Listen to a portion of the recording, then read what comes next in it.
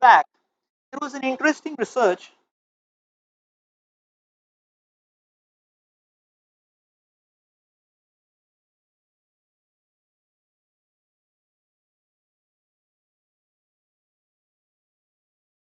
Few years back, there was an interesting research by Dr. E. O. Wilson, which got published in the newspaper. Dr. Wilson offered the solution to all the ecological problems of the world. And amazing enough, startling enough, Dr. Wilson's conclusion was that if one species is eradicated from the face of the planet Earth, the world will be a better place to live. Shockingly, this species is the human species. Dr. Wilson concluded that each of the species have a positive contribution to the ecology, the interdependent balance, except one species. Rather, this one species has a destructive contribution to their ecological. Therefore, its conclusion: wipe off this one species. This raises a very important question to probe into, because we have been hearing from our birth that human species is the most intelligent, and therefore there should be the maximum positive contribution by the human species. No contribution, rather a destructive contribution. What does this mean? Does it mean that we are good for nothing? Then where lies the human potentiality, which people have been talking about, which traditions have been talking about, the uniqueness of beings, special prerogative of human beings? Where lies that uniqueness, that greatness, that potential? That is a question to probe into. And to understand that, let's try to uh, dive into the root of what drives, what do we want to achieve by various kinds of activities. People do so many numerous kind of activities, but what is that one thing which they want to achieve at its root level? That one word answer is happiness. Quest for happiness is what drives people. Now, if we try to look the life around us, we can see that in our day-to-day lives, our search for happiness, so we search for happiness in various kinds of activities like sports, intoxication, rave parties, adventure sports, fashions. But now, if we try to see this entire spectrum of these various kinds of activities where we try to find happiness and bring out the common factors in them, we can find out, or we can conclude that yes, there are these four common factors which drive any activity you want to do: eating, sleeping, mating, and defending. So happiness means improved facilities for eating, sleeping, mating. So if we try to go back into our examples, fashion is a drive for mating. You want to look very impressive. When girlfriend, boyfriend, adventure stores, again, you want to show off yourself to win favors of a girlfriend, or to prove oneself. So the drive for either mating or defense. Similarly, rave parties can be a drive for mating, a drive for eating. Intoxication is all about going into a state of slumber, that's sleeping. And sports is again to be healthy. I mean, if it is no, yes, if it is a drive for health, so you want to be healthy to look impressive to others. That's a drive for mating and defending again. Or it can be, sports is also used as a symbol for national pride, which is defense, to show off yourself. So our drive for happiness is simply floating around eating, sleeping, mating, and defending. But the problem is, animals also have friends. They also have fun. They also have families. In fact, animals also find happiness in eating, sleeping, mating, defending. Rather, if we can, if we do a comparative analysis, we can see one fact is very evident, that when we indulge in eating, sleeping, getting, defending, it's a little more complicated and sophisticated. Animals may do that in a little more simplistic way, but the point to note is that the quality of happiness we experience and the animals experience is much the same. Just like, say, for example, we may eat in a 360 degree rotating table, fine cuisines, and an animal may eat in a setting, say under a tree, but both of them feel satisfied and strength after eating. In fact, if we offer halwa to a pig, he may not appreciate that. He will only appreciate stool no, in a gutter. That's all.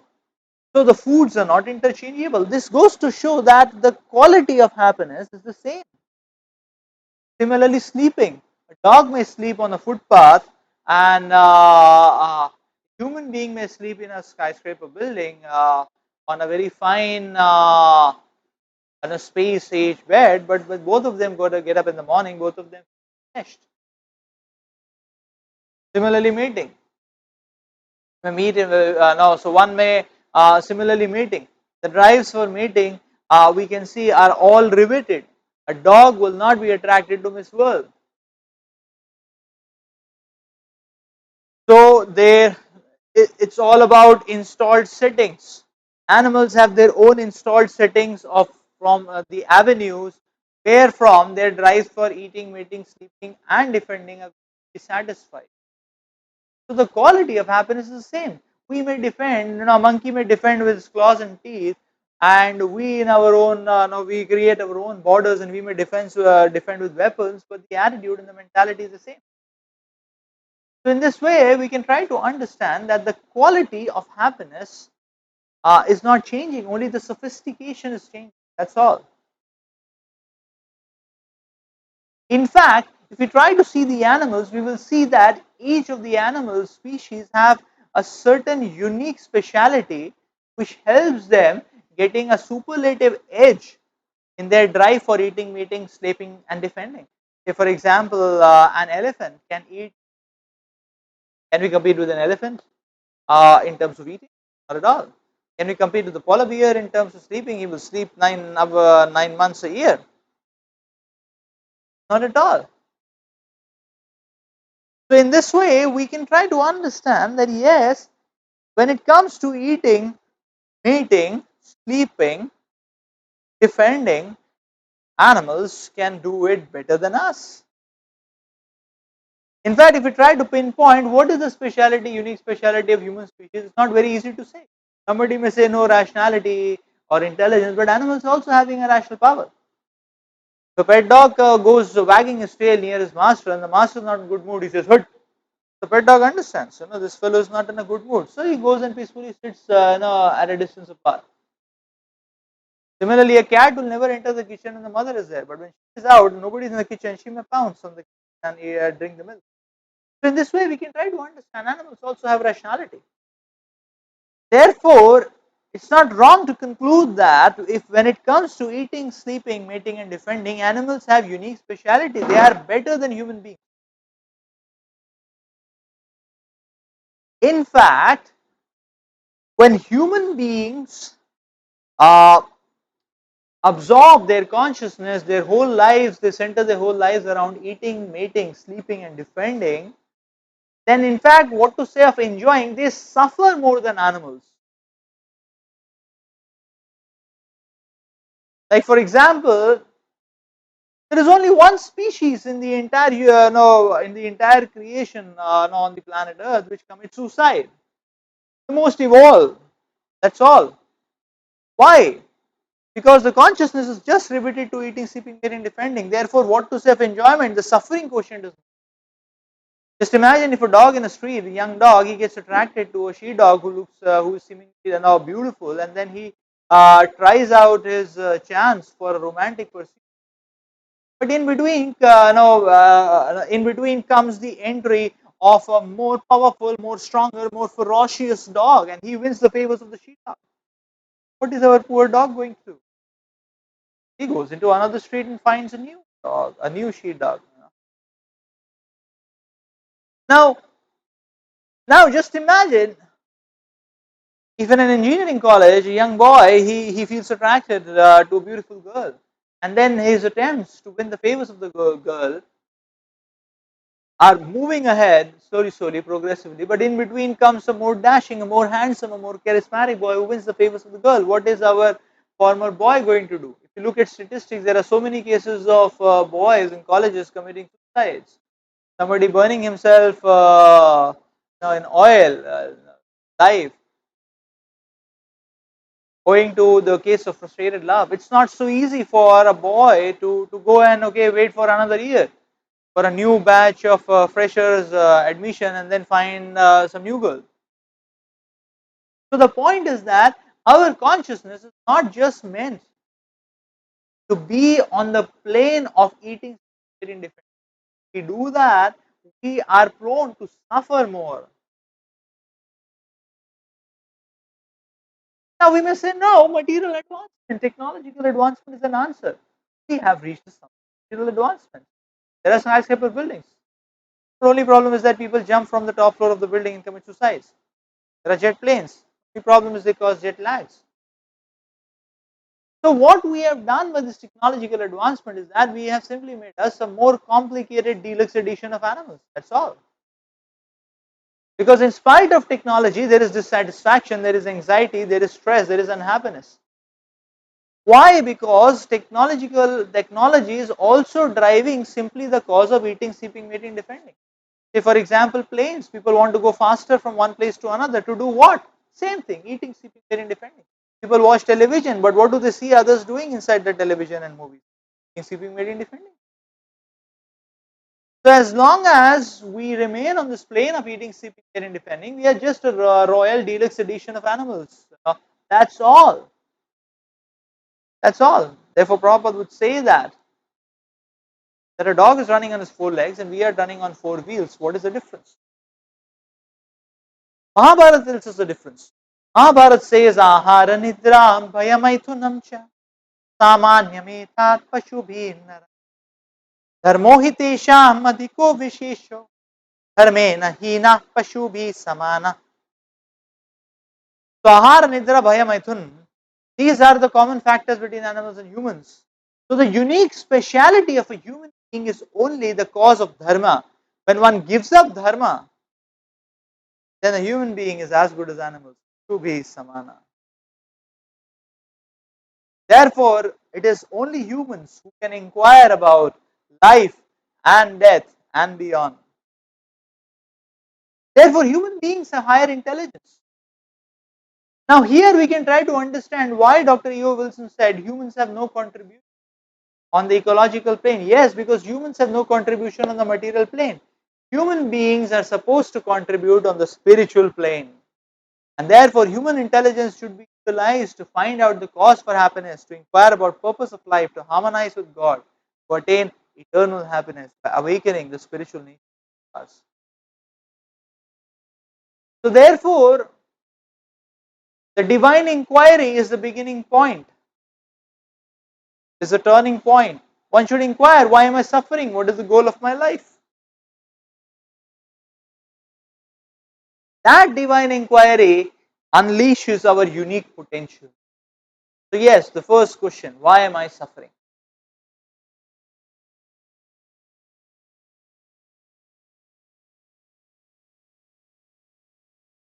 Suffering is a universal phenomenon.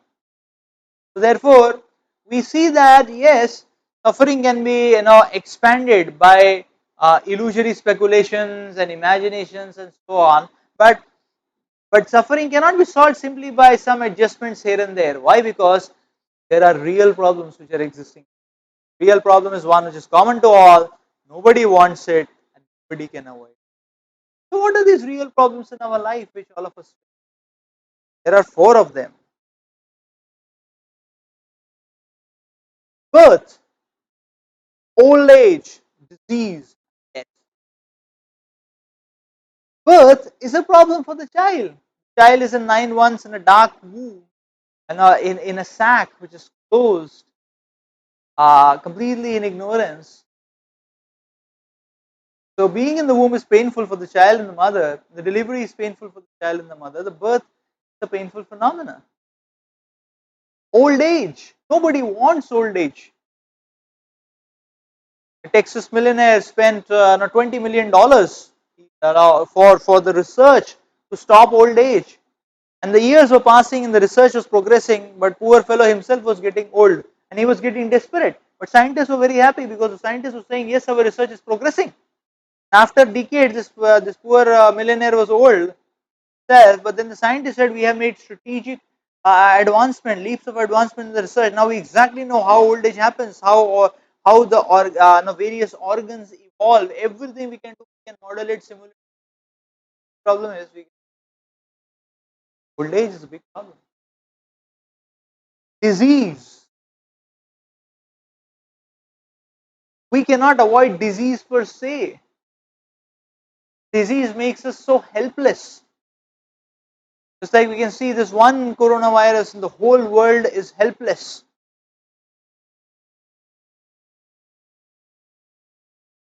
Disease is such a big problem.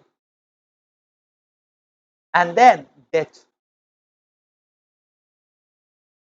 The complete full stop to everything, death.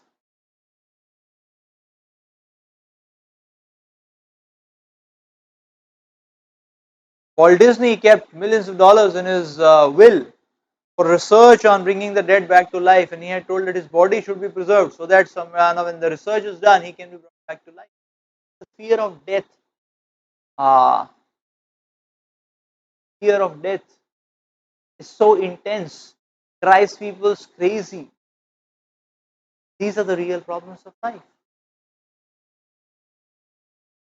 So Bhagavad Gita says that one who knows these four problems as the real problems of life, such a person is in knowledge because he can understand that there is something colossally wrong on the material plane. Our consciousness needs to transcend this material plane. But one may say, no, no, no, wait a minute. These four problems are only one-time affairs. Birth is one time, lifetime.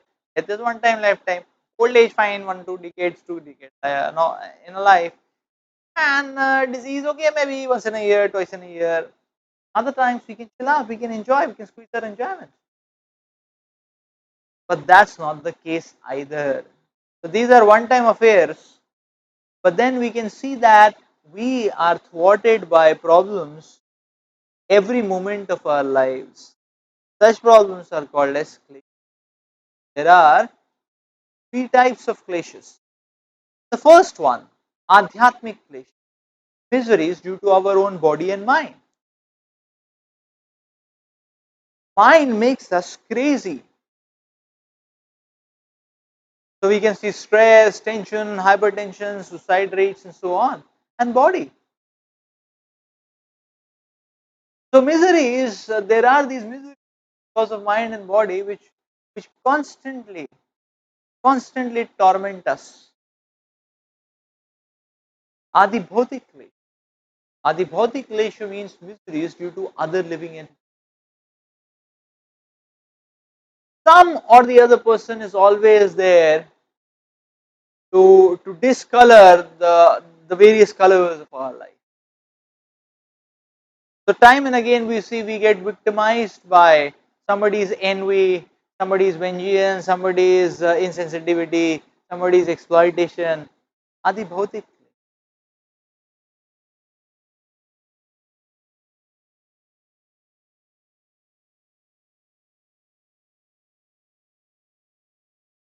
Some or the other.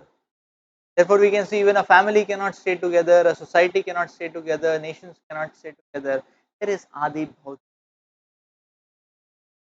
And then adhyatmic klesh, misery is due to natural disasters, the fury of nature. New Orleans took away 3.9 lakh lives. We become completely helpless when nature starts, uh, when nature starts slapping. We adhyatmically. Now, the next point to understand is that these miseries are there for everyone, even if somebody is strong, rich. No material factor can surpass this misery. To understand that, let's take this case study of the world heavyweight boxing champion Muhammad Ali. Muhammad Ali was a heavyweight boxing champion for many decades.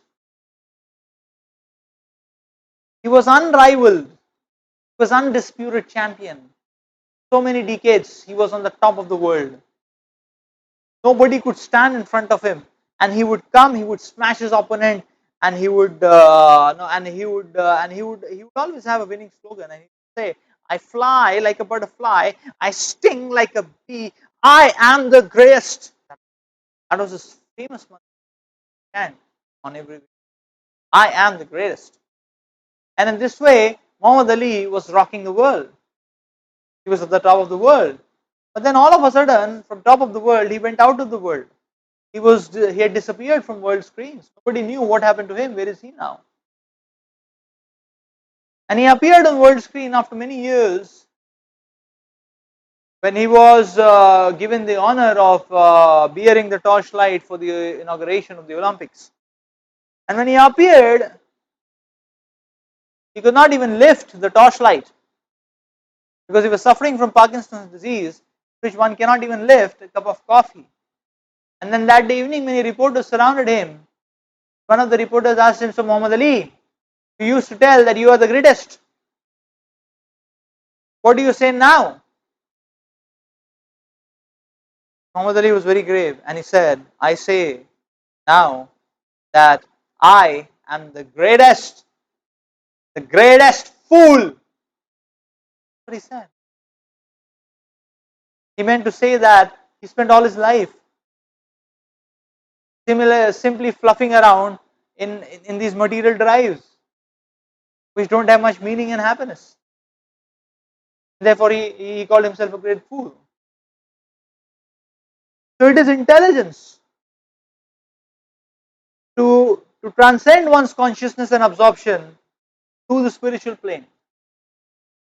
Someone may say, but maybe science can solve the problems, suffering of life. If you try to see, yes, modern day medical facilities are increasing day by day. We have so many improved medical facilities, but still, uh, can we ensure health for everyone? Not at all.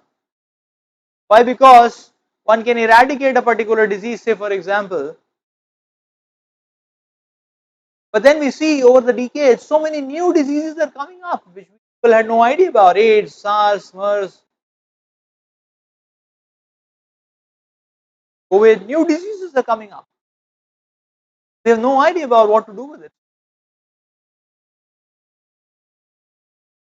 So that's how. Not only this, many times we have also seen in medical history that not only new diseases, there is resurgence of diseases. A disease has been eradicated from the face of planet Earth, and after many decades, it appears again in a new avatar, in a more deadly and latent form. We are rendered completely helpless. So, material facilities are not able to solve the problems of life. In fact, we can see the material facilities are only creating a temporary comfort. That's all. It's like a painkiller. That's all. Like an antidepressant or a tranquilizer can actually tone down one's emotions, negative emotions, temporarily. But the agonizing, the empty state of the heart cannot be changed. To change the agonizing, empty state of the heart, the scripts of the heart have to be changed. The way one perceives things, the qualities which one harbors, all that has to be changed. That can only happen when we synchronize with the spiritual reality of our life. This is a place in United States where there is a mountain of 6 million tires. This place is so toxic, there is no vegetation which goes there, and there are even the air is hazardous to the health. So this is an example of a shameful reality that how we have messed up our Mother Earth.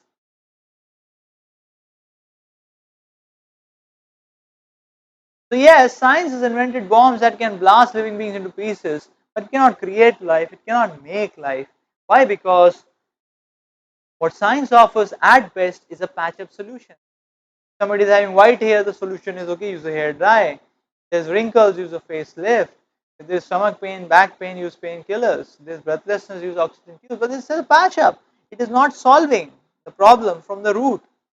It is just a patch up. So science and technology cannot eradicate disease per se from the earth, and it hardly has an understanding of life and death. So therefore, we can try to understand that uh, in fact nothing material can solve the sufferings of life. We have to transcend to the spiritual. Therefore, the Vedic Shastras give the analogy that we are like a fish which is out of water. When a fish is out of water, then any amount of facility which is given to the fish, be it a Mercedes Benz, a 7-star hotel, royal, delicious air conditioned atmosphere, nothing satisfies the fish. It needs water. Similarly, we are spirit souls. Now, the water for us is reciprocation in love with God.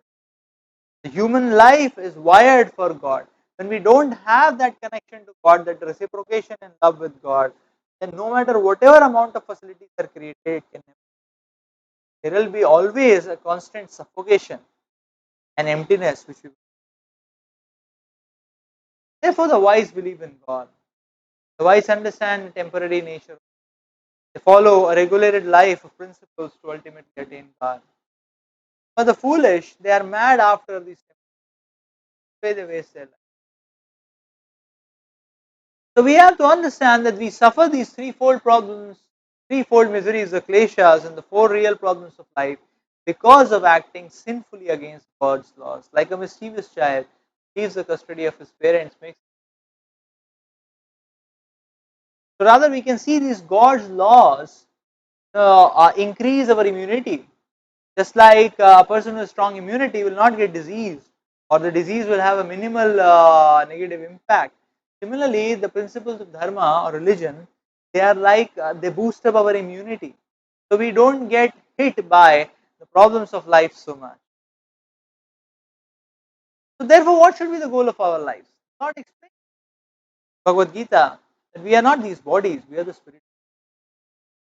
So therefore, we have to worry about food for the soul. Reciprocation in love with God is food for. Therefore, the Lord explained that the great souls who are yogis in devotion, they never return to this temporary world which is full of miseries because they have attained the height.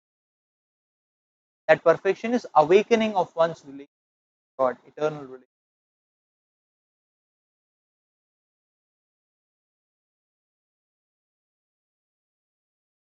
So this particular slide gives the analogy uh, uh, of a similarity between a car and a human body. Just like car is a vehicle which is supposed to be driven from one place to another, in a similar way, human body is a vehicle. And this vehicle is supposed to transfer us from material plane to the spiritual plane. From the material reality to spiritual reality. That's what is the potentiality of this vehicle of human body. It's a rare, wonderful vehicle which can transport us. Just like if a car is left in the garage, it is of no use. Therefore, a human body is not utilized to awaken our spiritual identity. And therefore, one should not simply polish the cage and forget to feed the bird inside the cage. The bird is dead, but the cage is looking. Similarly, one should not just feed the material body, or one should not simply fluff in the material energy, but awaken, feed the soul, feed the spiritual energy. So now to do that, we are seeing that the Vedas are offering us solutions. The Vedas are offering us permanent solution to that, an alternative solution to that, how to awaken our spirit. Now many times people may say that some people say no, Vedas are outdated, they're mythological and so on. So there are many people, although they may deny the existence of God, they may not accept the importance and the efficacy of the Vedas. They may reject Vedas on the first note. But then people are very eager to accept the gifts which are given by Vedas.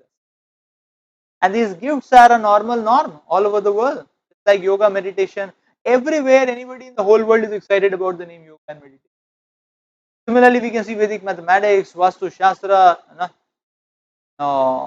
organic farming, uh,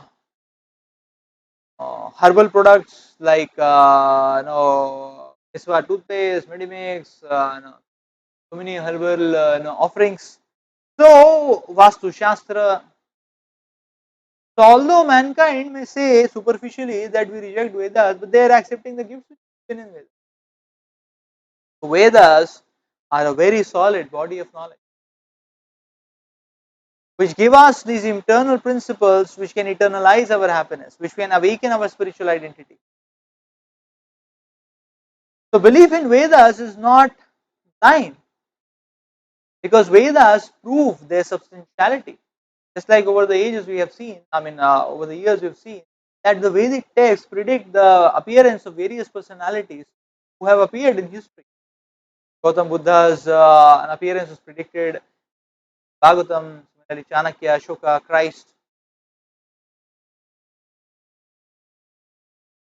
Vedas are also offering us amazing scientific truth. So our scientists have taken time, and recently they have found out this truth. But these truths are all explained in Vedas, just like plants of life. Found out when Jagdish Bose did it, but the Vedas talk about it. Similarly, only with the modern day, say for example, the microscopic technique and spectroscopic technique, we can understand, okay, how does an embryo grow look like? And Bhagavatam explains. Third canto is a vivid explanation of embryo growth. So in this way, whether it is ancient Indian metallurgy or whether it is uh, organic farming, Vedas are uh, are uh, are explaining, or Vedas are abounding in plenty of indefeasible truths which our science is discovering of late. Just like just like in any science, there are axioms. Axiom means you cannot feel it, touch it, eat it, smell it. You have to accept it. It's a rule. It's what creates the plane, and then you can play in the plane. Just like many electrical calculations of current and three-phase current is all done in complex algebra, in which you have to accept the imaginary unit I. Now we may say, okay, how do I feel and sense and logically understand I? You cannot. You only have to use it in calculations, accept it, but and when you get an answer, then you can measure with your instrument the current reading, and the answer will match, and that's how you can understand it's so powerful. This is called as an axiom. Similarly, Vedas are speaking about many truths which we cannot feel, eat, smell, taste, so on. But if we follow it, apply it, we will see that the result which the Vedas are offering in our life, and it solves the problems of our life. The calculated result the Vedas are offering and the result we experience here match. That's how we can understand that the Vedas are a powerful body of science. But if we understand that, so then this way we can see that Vedas are offering us a powerful alternative to happiness, which is eternal, which is amazing. They are offering us, opening us a new dimension that we can thrive and live on a spiritual plane where there are no problems. Where there are no problems. But the point to note is that now, although the gifts of Vedas like Vastu or yoga, meditation, etc., are so amazing in themselves. But if we probe into the Vedic Shastras, we can understand that these are all side effects, byproducts which the Vedas are offering. Their real product which they are offering, their topmost gift, what they are offering, the Vedas are offering, is they are awakening our spiritual reality. They are awakening our spiritual identity, reawakening our spiritual nature, reviving our lost relationship with God, reawakening our love for God. That is the topmost gift they are offering. Why not try it out in an enthusiastic manner and see for ourselves the amazing dimensions which open up and take us beyond all these limitations and these choking sufferings which we have discussed into a plane of eternal happiness and fulfillment and meaning. Thank you.